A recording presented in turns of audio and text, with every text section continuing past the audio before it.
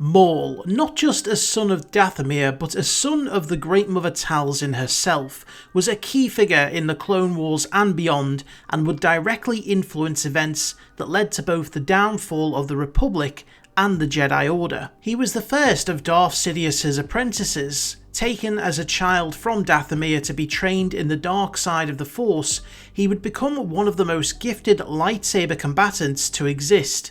Capable of taking on multiple Jedi at one time, he was also extremely intelligent and would eventually become the leader of Mandalore and the crime syndicate Crimson Dawn. He was born on Dathomir over 50 years before the Battle of Yavin. As a child, he was taken by Darth Sidious, who had allied himself with Mother Talzin. Together, they shared their knowledge of the dark side, but Sidious recognised Maul's potential and betrayed Talzin, stealing Maul away from Dathomir. Maul was trained for years, often using abusive methods, to shape him into the ultimate Sith weapon, and sharpened his anger towards the Jedi Order. Sidious convinced Maul that the Jedi had not come for him as a child, as they had deemed him unworthy. He would get his chance for revenge when Sidious enacted his plans for Naboo, sending Maul there to oversee the Trade Federation's occupation and to track down Queen Amidala. He would duel both Obi-Wan Kenobi and Qui-Gon Jinn in the Royal Palace's power generator complex. He was able to hold off the Jedi before using his cunning to lure the pair to a point where he could separate master and apprentice. Maul once again used his wits to counter Qui-Gon's Ataru fighting style, countering an attack and mortally wounding him in the process. Obi-Wan then joined the fight, and whilst nearly being defeated by Maul, he was able to outmaneuver him and used Qui-Gon's own blade to cut him down to size. With Maul now being half the man he used to be, he was able to focus his rage to survive his wounds. He escaped in a trash container, which was then taken to the junkyard world of Lotho Minor, where Maul would remain, slowly losing his sanity for years to come. Using a spider-like cybernetic in place of his legs, he was able to scrounge a living with the aid of an Anacondan ally until he was eventually rescued by his brother, Savage Opress. Opress had been told by Mother Talzin that Maul was still alive and sent him to recover the former Sith apprentice. Maul at this point was barely sane and had to be taken to Dathomir, where Talzin was able to heal his mind and provide a more appropriate set of legs made from separatist droid parts. Now fully healed, he was able to set out to take revenge on Obi-Wan Kenobi, the man who cost him everything.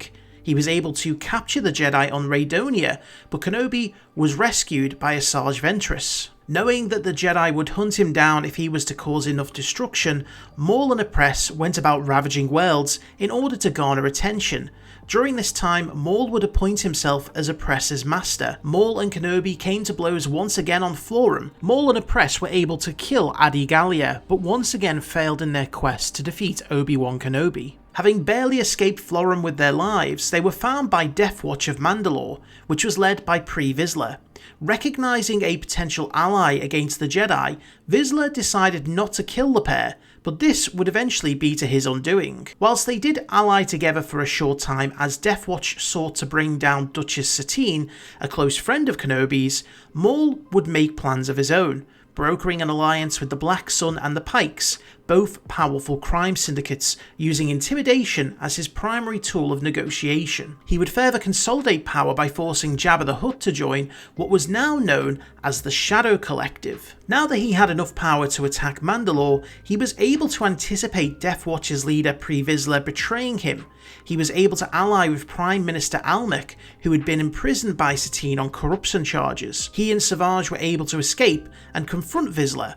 Maul then defeated him in one-on-one combat to gain ownership of the Darksaber and became the leader of Death Watch. Maul used the imprisoned Duchess as bait to bring Obi-Wan Kenobi to Mandalore. Maul captured Kenobi and forced him to watch as he executed Satine. Kenobi was only able to escape thanks to Satine's sister Bo-Katan, who turned on Death Watch. This ignited a brief civil war on Mandalore, with one side coined as the Mandalorians and the other side who were loyal to Bo-Katan and her Night Owls.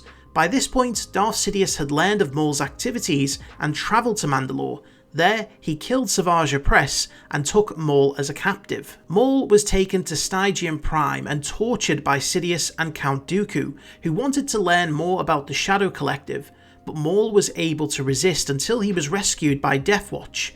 What they didn't know was that Sidious wanted them to escape so that he could be led to Mother Talzin. Maul retreated to Ord Mantell on the advice of Talzin. The Separatist forces followed and engaged in heavy fighting with Death Watch and the Shadow Collective. However, Maul was able to capture both Count Dooku and General Grievous. Maul attempted to convince Dooku to join him, but the Count could not be swayed, knowing that going against Sidious was akin to suicide. It was here that Dooku learned how Maul was taken from his home by Sidious as a child, and how he was planning to replace Dooku with another. But before any permanent alliance could be formed, the Republic arrived alongside the Jedi, and they attacked, which forced Maul and Dooku to flee to Dathomir. It was here that Dooku was brought to Mother Talzin. She was able to absorb some of his life force to regain her physical form, but moments later, Darth Sidious arrived. Unable to defeat the Dark Lord, she used her last moments to save Maul before she was stabbed by General Grievous. Not only did Maul lose his mother, but the Shadow Collective had also been defeated by the Separatists. Maul was forced to regroup and hide on Mandalore. He was able to ally with Dryden Voss of Crimson Dawn and slowly began rebuilding his Shadow Collective. As the Clone Wars drew to an end, one of the final battles took place on Mandalore as Bo-Katan and her forces attacked, aided by the Republic and Ahsoka Tano.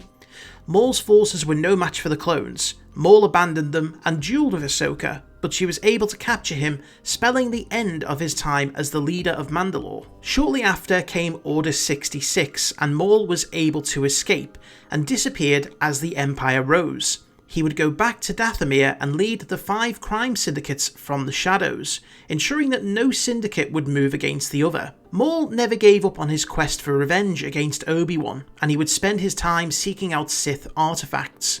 One quest took him to Daminos, where he entered a temple and encountered visions of Savage Opress and General Grievous, who both mocked him.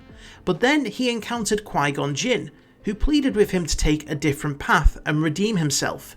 Maul didn't take this offer. His search eventually led him to Malachor, a planet of ancient Sith origin that he had been to many decades earlier with Sidious. There he was able to locate a Sith holocron and a potential new apprentice in Ezra Bridger. After defeating Imperial Inquisitors, Maul was able to take the holocron and flee, but not before planting seeds of doubt in the young Padawan who was seeking knowledge. His plan to take Bridger as an apprentice failed, despite bringing him to Dathomir. However, Maul was able to use the holocron to locate Obi-Wan Kenobi, who was now hiding on Tatooine. He used Bridger to lure Kenobi out into the desert. The two old foes stood off one last time, Obi-Wan making a final plea with Maul to let go of his anger. Not one to give up old grudges, Maul attacked. This time though, it was Obi-Wan who used his wits. He feigned an Ataru stance, knowing Maul would recognise this and adopt the same counterattack that killed Qui-Gon. Kenobi instead countered this himself, slashing Maul across the chest. The fight barely lasted a few seconds. In Maul's dying moments, he got some closure, as Kenobi confirmed that Luke Skywalker was the key to defeating his old master and avenging them all.